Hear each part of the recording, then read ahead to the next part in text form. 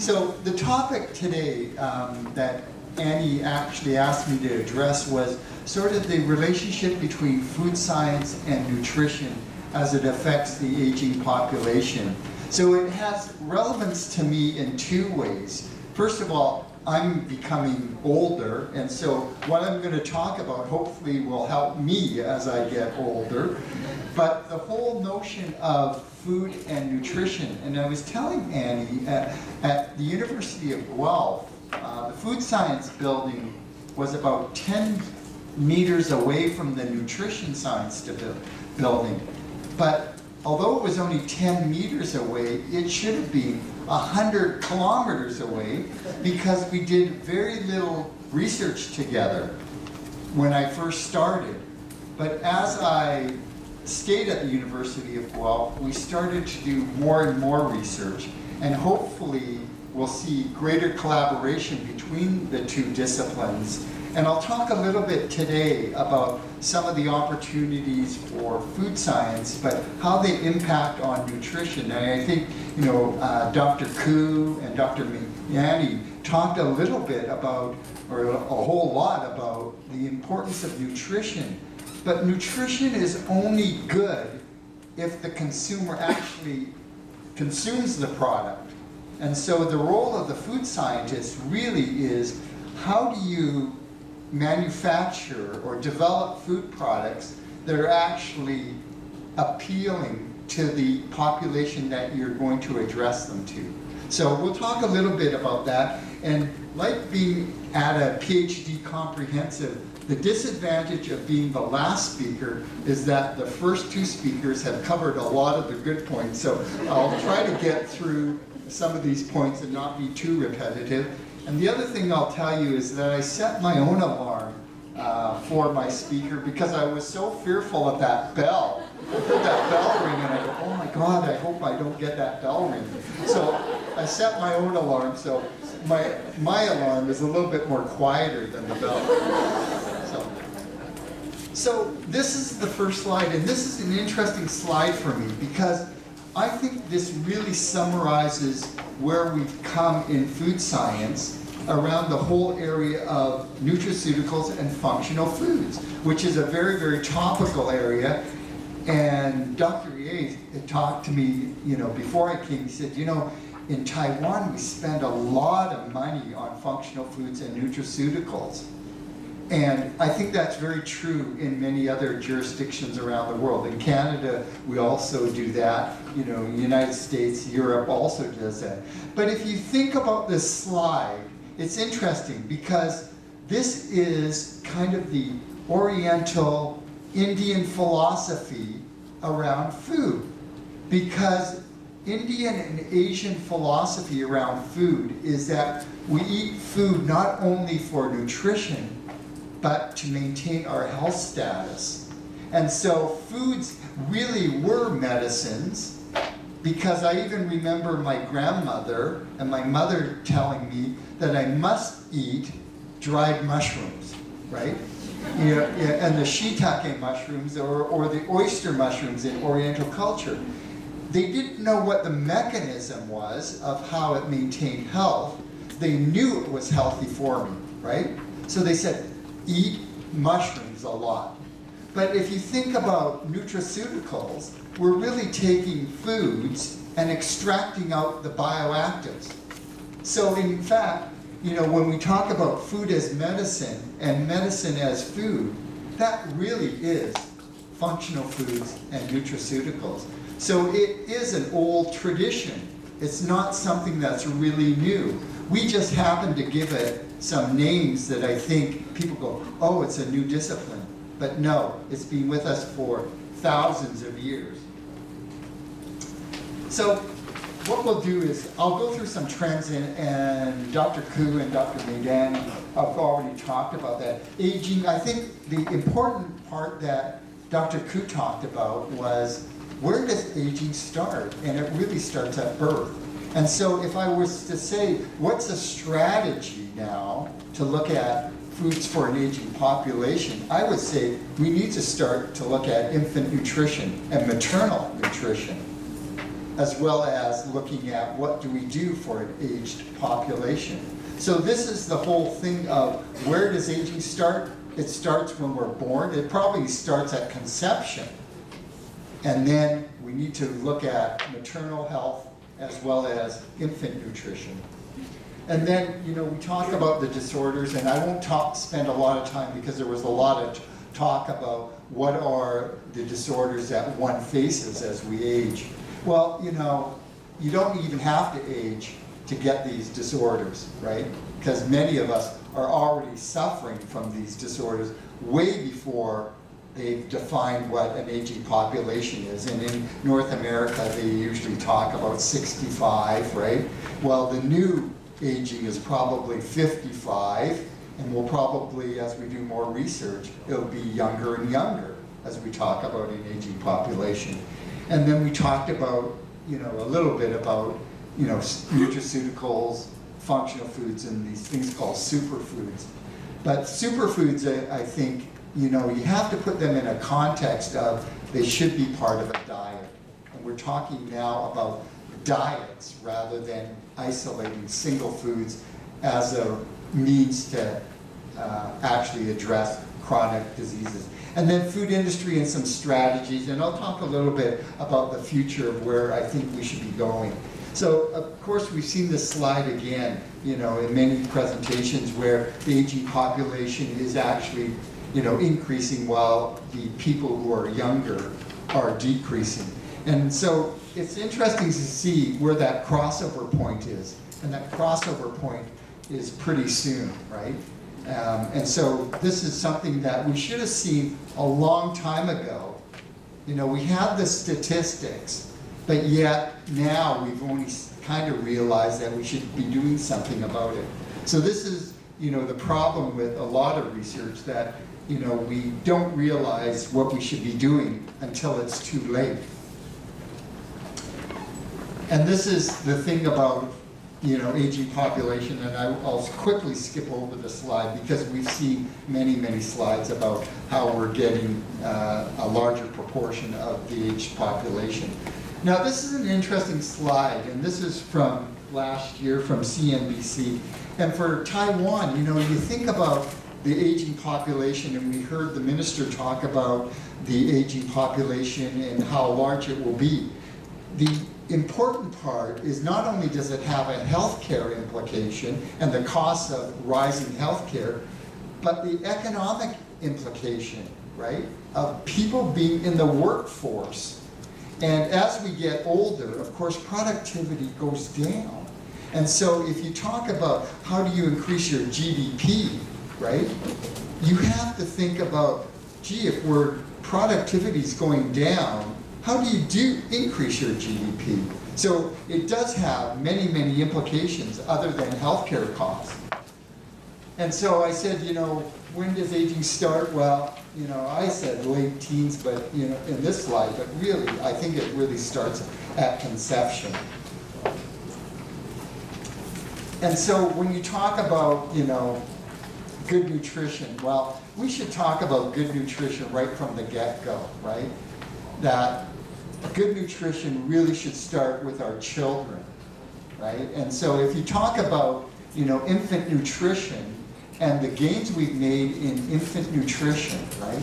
And so many of you who are in the food industry, who are working for companies like, you know, Mead Johnson or some of the other companies involved in infant nutrition, you know we've made great gains.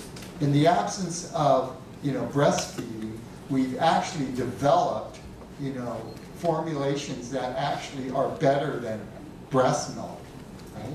And so if we look at people who cannot breastfeed, right, for various reasons, we've come up with various solutions there.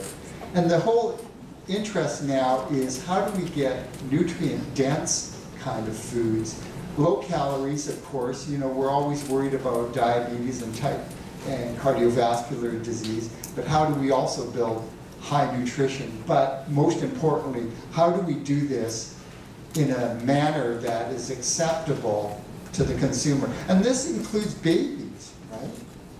You know, baby food, and I can think of when my kids were small, you know, and we were giving them baby food, and it was quite unappealing. And I was amazed that our children actually ate the food. And now you get baby foods that actually I wouldn't mind eating because they taste actually quite good, you know. And if you think about baby foods and an aging population, in fact, some of the foods that are developed for infants should be the kind of foods that we're using for an aging population. And we talk about what some of the challenges are for an aging population. And I'll talk about these a little bit later, but you know, the whole inability to chew foods, right? And so we need softer textures. And that's exactly what we do for baby foods or infant foods, right? They taste, you know, good, hopefully, but they're a softer texture, right? They're usually in a puree kind of form.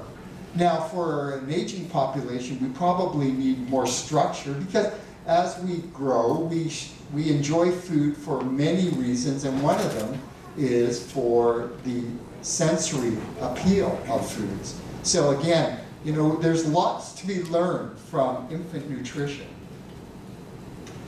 Now, you know, this is something, you know, that I'll talk about, which isn't really related to food science or nutrition in a direct manner, but, you know, the whole notion of exercise.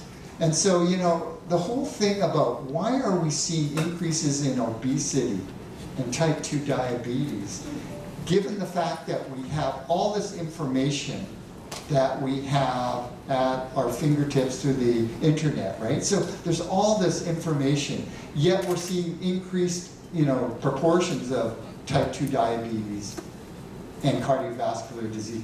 And it's a simple equation, right? Energy in, energy out. And so what's happened over the course of our lives, especially as I've grown older, is that we've become a much more sedentary population. We don't do a lot of exercise, right? And so we need to actually be quite disciplined. So one of the best things that I've ever done recently is that one of the deans was in a competition with the other faculty to count the number of steps. And so I don't know how many of you have what they call a pedometer, something that counts steps. And or if you have a Fitbit, you know, something that you wear on your wrist that counts. Yeah. See, Professor E has a Fitbit. And that was the best thing that happened to me because, you know, I think you're supposed to do about 10,000 steps a day, right? Well, you know, interestingly enough, when I was counting my steps, and, you know, many of you are administrators, I sit behind my desk, and it was amazing how many steps I didn't do. So for argument's sake, a normal day may have been about 3,000 or 4,000 steps. And I go, oh my God, I need to get to 10,000. And my first reaction was, I was going to give my pedometer to my graduate student and tell them to go run around and then give it back to me at the end of the day so that I could say that I did 10,000. Well, I didn't do that. You know, I actually tried to do 10,000, but it actually forced me to get out there and do some exercise and to walk a lot. And so, again, what we need to do as part of this aging phenomena is get out there and do some exercise. So here's what happens, and I think Dr. Koo talked about this, right? What happens as we age? Well, you can see all of these things.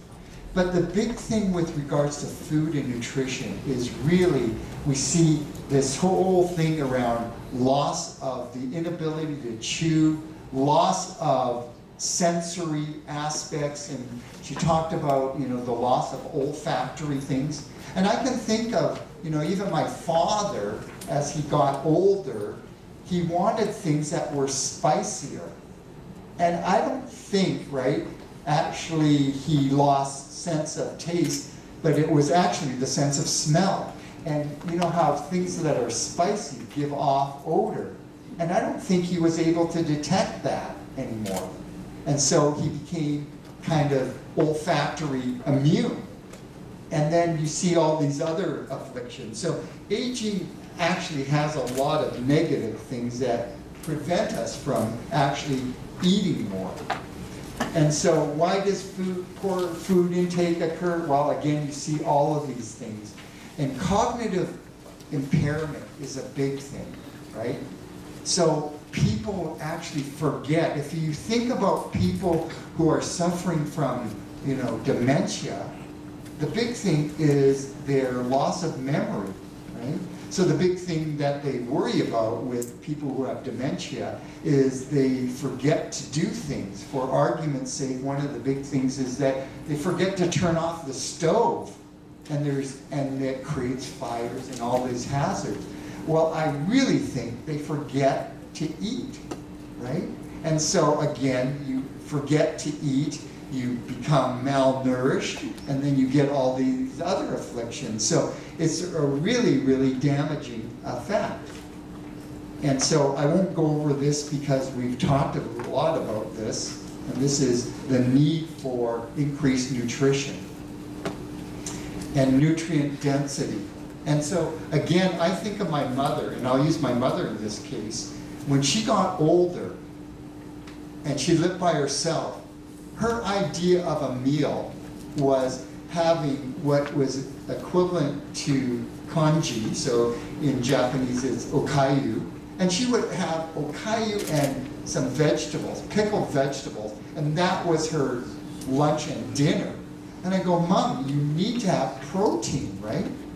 But again, it was a matter of her not having an appetite, but again, convenience, right? And we'll talk about what do we need to do as food scientists, in addition to doing this sensory thing, convenience of food products, portion size, right, for older people, because older people don't eat a lot either.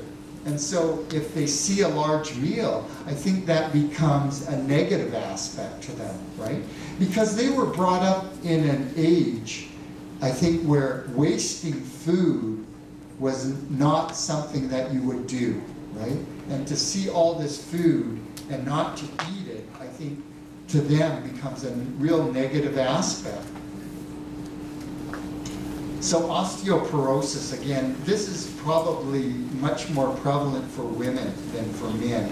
But even men now, so my doctor tells me, you need to have calcium supplements. And I go, isn't that for women? She goes, no, if you think about what happens to an aging population, and I think one of the biggest injuries that happen to an aging population are hip injuries. And that's because your bones become brittle. And so you need to supplement with, calcium or magnesium. And so osteoporosis is a big, big thing that we need to look at. So again, as food scientists, we need to develop foods that probably are higher in calcium, right? And this has the nutritional aspect. I'll quickly skip over this. And again, we need to talk about osteoporosis. Dementia, we talked about, and I think, this is something that I think I've noticed as I've become older, that the whole notion of, dementia has become so prevalent, I can think back as a child, my parents would talk about people who had kind of lost their memory. In Oriental terms, their brain had gone soft, right? But nowadays, dementia, you're even seeing early onset dementia now, where people, and I know some individuals who are in their mid-50s who have been diagnosed with early onset dementia. And the whole notion of what impact has diet played in dementia, right? There's probably a huge genetic component, but is there ways that we can actually address dementia through dietary regimes? Well, the other thing that we're talking about, and this is a bit too small for you to read, but the whole notion of personalized nutrition, epigenetics.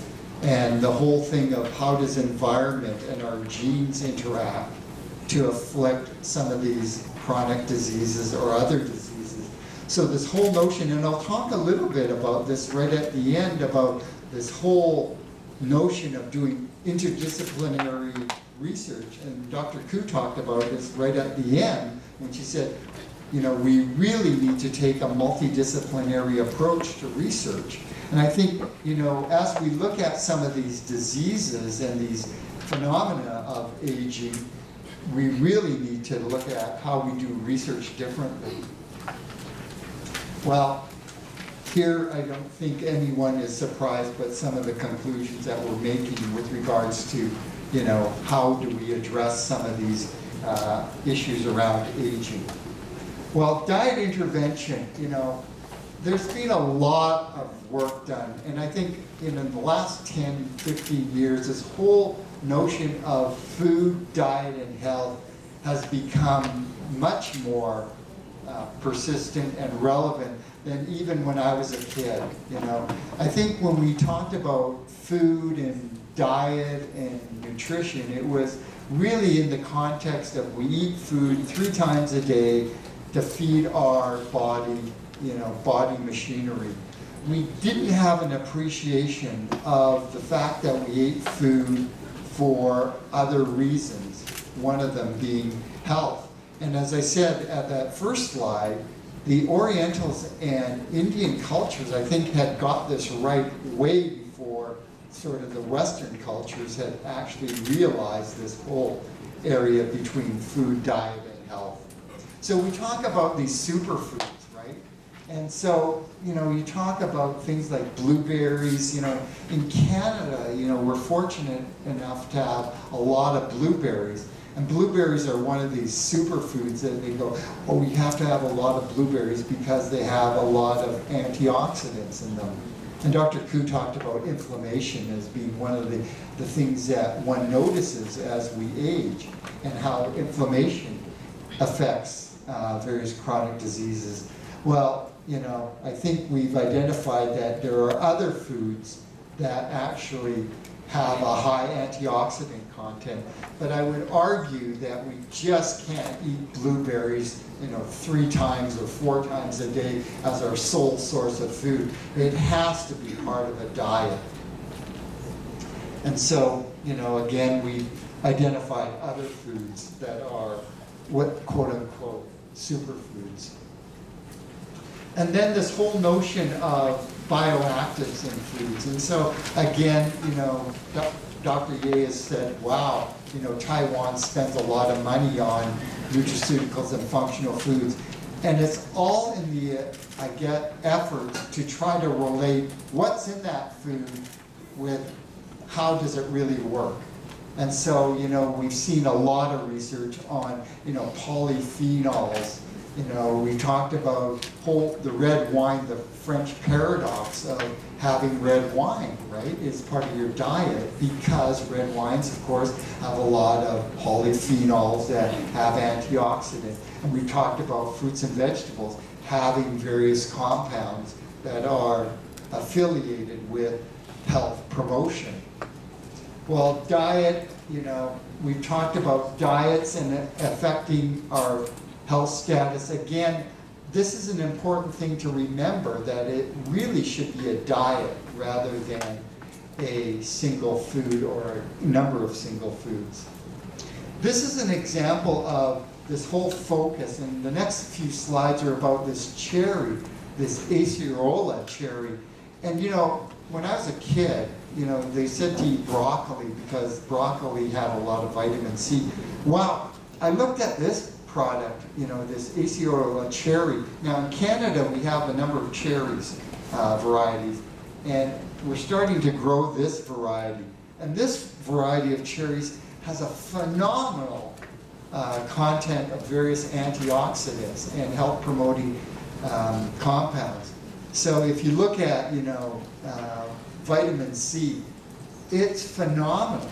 Like it's 1,600, you know, 1,700 milligrams per 100 grams, as compared to a lot of the things that you thought had high vitamin C content. You know, if you ever watch cartoons, when I was a kid, there was a cartoon called Popeye. And Popeye used to eat spinach, right? And you think spinach was that wonderful food. Well, in comparison to spinach, you know, it's a very, very high source. And so you talk about carotenoids now being very, very important. Again, this cherry has a high carotenoid content. It has a high antioxidant content. So, you know, it has all of these wonderful properties, right? And so, you know, this is a type of food, again, that one should not eat as its sole source, but could be part of a product development project where you're incorporating this product as part of that food product that you're developing. So this is kind of the summary behind this product, which is, I think, a phenomenal product.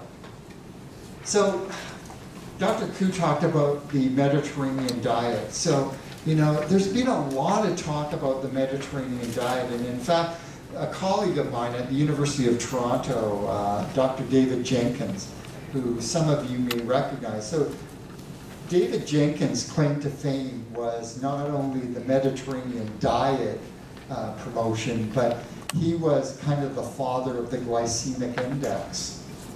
But David, I remember even 10 years ago, is saying, and he's a vegan, so no animal protein whatsoever or animal products. So if you ever invite him to a meeting, it's very, very challenging to have a diet or a meal for him because, you know, animal protein or animal products are quite pervasive. And so, you know, his diet really consists of things like tofu and, you know, legumes and beans. And I said, David, you know, you have to have some meat because he looks very, very thin, right? And he's a runner. And I go, ooh, I don't want to look like that. I need to eat some meat. So I try to promote some meat, but he'll never eat meat. But the whole idea behind a Mediterranean diet and its health implications, I think, again, the Mediterranean people realized, I guess unconsciously, by having an adherence to this diet, they ended up actually, you know, preventing some of these chronic diseases. So, you know, you talk about the diet, yeah, there is some alcohol, but it's in moderation, and they promote things like olive oil, right? High in vegetables, low in, you know, some of the animal proteins, the land animal proteins, high in fish, right? So a good diet. And this is a study, I think, that Dr. Koo had talked about, Dr. Danny talked about this EU project, which really looked at a Mediterranean diet. And the whole thing that they actually concluded from this was that it really was addressing this situation around inflammation. And inflammation, I guess, is a prime factor in a lot of these chronic diseases. The whole area of pre and probiotics, again, is something, and again, Dr. Koo talked about, you know, the gut microbiome, but, you know, again, this is something that really has become very, very popular. Danone, you know, the company, the dairy company, was probably one of the first companies to start to promote that gut health was very, very important for other, you know, health status products. So the whole notion of prebiotics, symbiotics, which is a combination of pre and probiotics, and the whole area of live bacteria. And so there's been a lot of work in this area. The challenging thing, I think, for dairy products in Asia is that Asians and Orientals have traditionally not eaten a lot of dairy products. So how do we benefit from, you know, the probiotics, which traditionally, I guess, in North American or Western society have been affiliated with dairy products, but how do we get that into an Asian culture? Well, you know, the thing that I would argue that although that the Asian culture doesn't embrace dairy products, we do embrace fermented products, a lot of fermented products. And so the whole notion of probiotics, symbiotics, and prebiotics can be addressed through the fermented products that Asian cultures have eaten for centuries. Well, prebiotics, probiotics, symbiotics, and here's a good paper that gives a good review of this. Aging and the effect of probiotics. I won't spend a lot of time because Dr. Koo talked about this whole notion of can we manipulate our gut microbiome, right, to actually address some of the causative agents that result in these chronic diseases or some of these disease states as we get older. Again, I won't talk a lot about this, but allergies are something that, again, you know, this is an interesting thing about allergies. So I talked to an allergenist in Canada. So when I was a little boy, kiwi fruit was an exotic fruit in North America. You know, it used to be called the Chinese gooseberry, right? And I was talking to this allergenist, and he said, you know, interestingly enough, he's seen an increase in allergies to things like kiwi fruit. And it's a result of exposure, right? So, you know, in days when I was a young boy, there wasn't a lot of allergies to kiwi fruit because we hadn't been exposed to it. And now as we get more exposure to various foods, and this talks about globalization of our food supply, you're probably seeing a lot more allergies to different types of food, right? It's because we haven't been exposed to it. And they often talk about this clean theory. So, you know, my kids, when they were small, would be playing out in the backyard, and I think my daughter especially ate more dirt than you know, fruits and vegetables. She would eat everything, right? And she'd be out in the backyard, and she'd come back, and she has mud all over her face. And I think her immunity was better than my son, who was our first child, and we kind of protected from anything, right? So, you know, I think there is that relationship between being exposed and then developing immunity. Dr. Koo talked about this, so I won't talk about it a lot, but there has been a lot of work on this whole nexus of your gut microbiome and cognitive behavior. And so an interesting thing is that a researcher at McMaster had done some work, and interestingly enough, he used a rat model where he challenged the rat model with a prebiotic. They started to exhibit a behavior. He removed the challenge, and they continued to exhibit that behavior. So his thought was that the prebiotic actually affected the gut microbiome, which was then sending signals to the brain to actually trigger some behavioral aspect. So this whole notion of, can we change behavior through diet? Possibly, right? And that's going to be one of the areas that I think is an area that we need to pursue, because again, I think this whole notion of how do we combat some of these diseases, it's going to have to be through behavioral changes, right? Can we change the way that we consume foods or what we consume? And so there's a lot to be said and done in this area. And again, I won't read this slide because this is basically a summary of what we've just discussed. So challenges, again, you know, of an aging population. Well, you know, I think now about, you know, what is the new, you know, aging population. You know, when I was 30, they talked about the new 30 was 40. As they get to be 50, they're talking about the new aging is 60. You know, as you become 60, you say the new aging is 70. Because these people are doing things that I think traditionally, when we thought back, they wouldn't do things. I even remember when I was an elementary school kid, you know, going to school, grade 1, and I think my teacher was probably about 22. And I thought 22, I go, oh my God, Mrs. Smith is so old. She's 22, right? And I'm going, holy crow. Now that, you know, I get aging, you know, I think, wow, 80 isn't that old anymore, right? 90, right? Dr. Meehan's father was 98. I'm going, holy crow. He didn't look 98. Her mother was 95 or something. I'm going, holy crow, they're looking good. And they probably do a lot more things than my grandparents ever did, right? So again, it's a new type of lifestyle. But we still need to address the nutritional requirements. So, you know, as I said, we need to look at foods that have these things that people suffer when they age, sarcopenia, loss of, you know, sort of muscle, right? And so we need to actually develop foods as food scientists that meet these kind of requirements. Sensory changes we talked about a lot, and so we need to develop foods that not only meet our nutritional requirements, but actually look good, taste good, you know, have the texture that one looks for.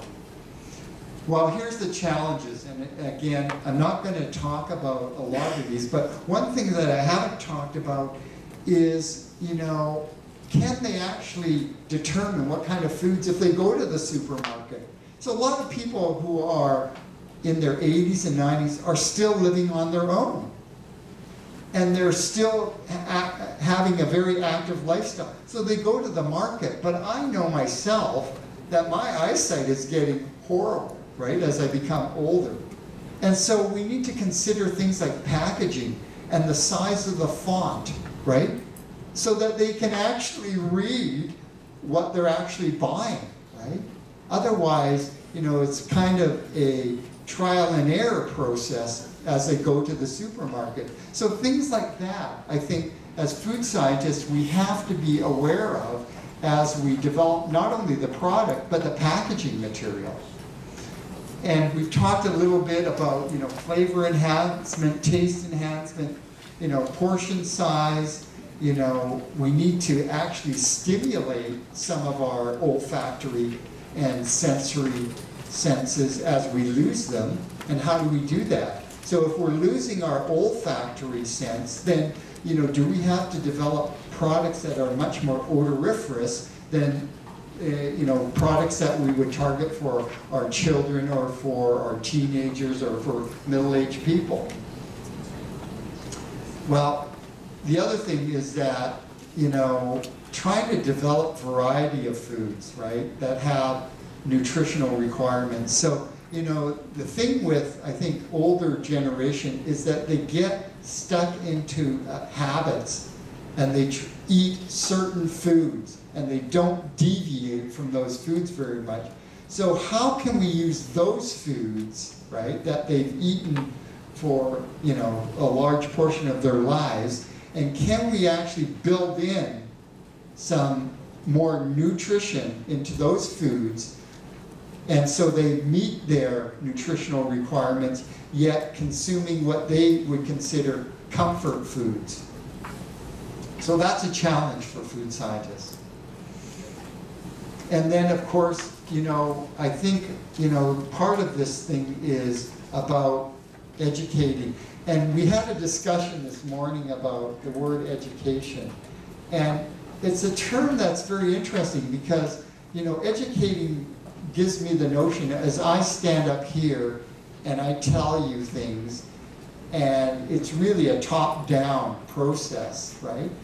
And, you know, I think about human behavior. Human behavior is such that, and I experience this with my children a lot, when I told them what to do, and they would go, oh my God, he's telling us what to do. And oftentimes, they didn't do what I told them to do because they didn't like being told what to do. It was much easier when they had a decision, when they made a decision, right? So education shouldn't be about, I'm telling you what to do. Education should be about giving people choices so that they can themselves make decisions about what they eat. So I'll give you an example. So when I was in, you know, Guelph, which is near Toronto, the Toronto School Board decided to take out all the pop machines, right? Because they thought, you know, high sugar beverages, no good. And so they really were being top down. And I said, you know what? I don't think that's a good approach, because, you know, if you take it away from them, then it becomes something that they desire because it's forbidden. And I said, you know what you need to do is that, I think, and this is me, and I'm telling them what to do, but I said a strategy would be to talk about sugar beverages, you know, talk about, you know, fruit drinks, talk about other kind of beverages, and hopefully they themselves can make choices to say, you know what, maybe, you know, drinking water or some other kind of beverage is a better choice than drinking, you know, pop. And I see my alarm is going off, so I only have 5 minutes, so I know. But that's, I think, what we need to do with regards to marketing. It has to be a mechanism for where we give people choices. Potential markets, we talk a little bit about this. The best thing that I will say out of this slide is ready-made meals, because the whole notion of preparing meals for older people is very challenging. And so if we could have more convenience meals, I think this would be great. Value added, I think, you know, we can talk about what we can add to food. In this case, we've added pectin.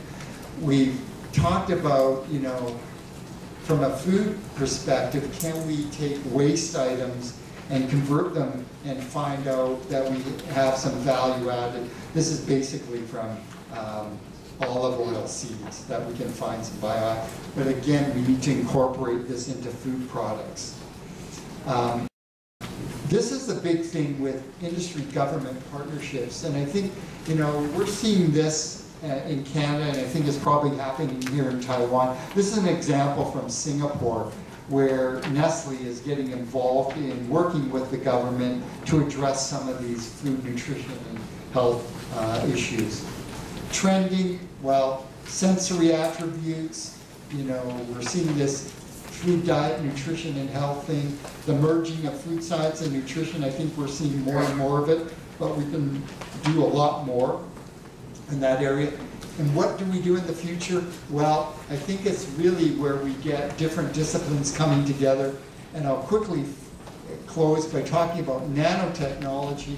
A lot of work, but at the end of the day, if it doesn't pass a regulatory framework or it isn't being accepted by the consumer, then we're not going to see great progress, right?